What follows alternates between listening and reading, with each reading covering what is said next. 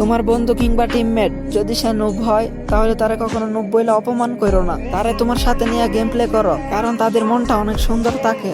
তারা এই চিন্তা করে এই গেম খেলে যে কখন তার টিমমেটের কোনো উপকারে আসতে পারবো।